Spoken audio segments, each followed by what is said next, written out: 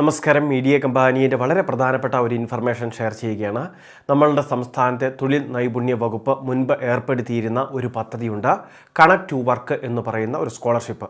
ആദ്യഘട്ടത്തിൽ പ്രജ്വല എന്ന് പേരിട്ടിരുന്ന പദ്ധതി പിന്നീട് മുഖ്യമന്ത്രിയുടെ connect to work scholarship scheme Prajwala എന്ന രീതിയിലേക്ക് പേര് മാറ്റുകയും ചെയ്തിട്ടുണ്ട്. ആനുകൂല്യം ലഭിക്കുന്നത് പ്രതിമാസം 1000 രൂപ വീതം 12 മാസത്തേക്ക്, അതായത് ഒരു വർഷക്കാലത്തേക്കുള്ള ആനുകൂല്യമാണ്. അത് ഉദ്യോഗാർത്ഥികൾക്ക് ലഭിക്കുന്ന ഏറ്റവും വലിയൊരു സാമ്പത്തിക സഹായമായിട്ട് മുൻ സർക്കാർ അവതരിപ്പിച്ച ഒരു പദ്ധതി കൂടിയാണ്.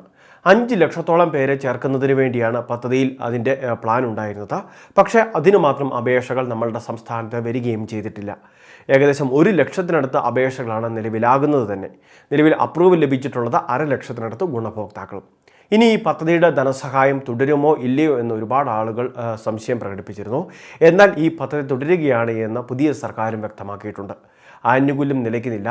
നമുക്ക് കുടിശ്ശിക ഉൾപ്പെടെയുള്ള ആനുകൂല്യങ്ങളും അതോടൊപ്പം തന്നെ പുതുതായിട്ട് അപേക്ഷ വയ്ക്കാൻ താല്പര്യമുള്ളവരുടെ അപേക്ഷ സ്വീകരിക്കലും പോലുള്ള വിവിധ കാര്യങ്ങൾ 100 ദിന കർമ്മ പദ്ധതിയിൽ ഉൾപ്പെടുത്തി നടത്തുന്നതിന് വേണ്ടി ഈ സർക്കാർ തീരുമാനിക്കുകയും ചെയ്തിട്ടുണ്ട്. സംസ്ഥാനത്ത് വിവിധ കോഴ്സുകളെല്ലാം പഠിച്ച ശേഷം, അല്ലെങ്കിൽ മറ്റ് അന്യ സംസ്ഥാനങ്ങളിൽ നിന്നും കോഴ്സുകളെല്ലാം പഠിച്ച ശേഷം വിവിധ തൊഴിലിന് വേണ്ടി ഇപ്പോൾ മത്സര പരീക്ഷകൾക്ക് തയ്യാറെടുക്കുന്നവരുണ്ടാകാം. ഇനി അത് മാത്രമല്ല, നൈപുണ്യ കോഴ്സുകൾ ചെയ്യുന്നവരുമുണ്ടാകാം.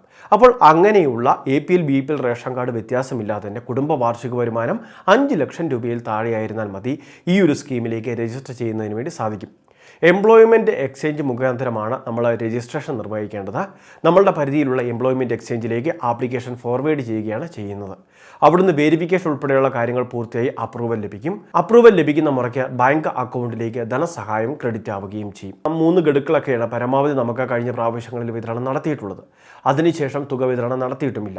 അപ്പോൾ തുക പുനഃസ്ഥാപിക്കുകയും വേണം. അതോടൊപ്പം തന്നെ പുതുതായിട്ട് അപേക്ഷകൾ സ്വീകരിച്ച് അപ്രൂവൽ ആയവർക്കൊക്കെ പുതുതായിട്ട് സഹായം വിതരണം ചെയ്യുകയും വേണം.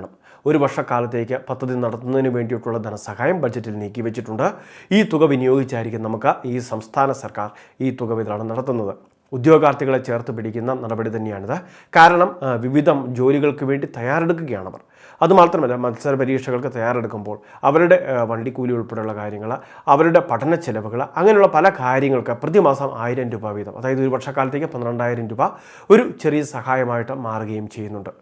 അപ്പോൾ അപേക്ഷ വയ്ക്കാൻ താല്പര്യമുള്ളവർ അപേക്ഷകൾ സമർപ്പിക്കുകയും ചെയ്യാം. അതോടൊപ്പം തന്നെ ആദ്യം അപേക്ഷ വയ്ക്കുന്നവർക്കാണ് മുൻഗണന നൽകുന്നത് എന്നുള്ളത് ഈ സ്കീമിൻ്റെ ഒരു പ്രധാന സവിശേഷതയാണ്. മുൻ സർക്കാർ 5 ലക്ഷം പേരുടെ അപേക്ഷകളാണ് സ്വീകരിക്കാൻ തയ്യാറെടുത്തിരുന്നതെങ്കിൽ ഈ സർക്കാരിൽ അതിൽ മാറ്റങ്ങൾ വരുത്താൻ സാധിക്കും. എത്ര അപേക്ഷകൾ ഈ സാമ്പത്തിക വർഷം സ്വീകരിക്കണം എന്നതുൾപ്പെടെയുള്ള കാര്യങ്ങൾ പുതിയ സർക്കാരാണ് തീരുമാനിക്കുന്നത്. എങ്കിലും മുൻപ് അപ്രൂവൽ ലഭിച്ചവർക്ക് ആനുകൂല്യം ലഭിക്കും. ഇനി അപ്രൂവൽ ആകാത്തവർക്ക് വളരെ വേഗം അപ്രൂവൽ ആകും. ഈ 100 ദിന കർമ്മ പദ്ധതിയിൽ ഈ ഒരു പദ്ധതി കൂടി ഇടം പിടിക്കുന്നതായിട്ടാണ് നമുക്ക് ഇപ്പോൾ ലഭിക്കുന്ന സൂചനകൾ. വരും ദിവസങ്ങളിൽ ഇതിൻ്റെ തുക വിതരണവുമായി ബന്ധപ്പെട്ട അറിയിപ്പുകളുണ്ടാകും. അത് കൃത്യമായിട്ട് ഈ ചാനലിലൂടെ തന്നെ നിങ്ങളെ അറിയിക്കാം. ഇതുപോലുള്ള ഓരോ അപ്ഡേഷനും മുടങ്ങാതെ ലഭിക്കാൻ ചാനൽ സബ്സ്ക്രൈബ് ചെയ്യുക, ഫോളോ ചെയ്യുക.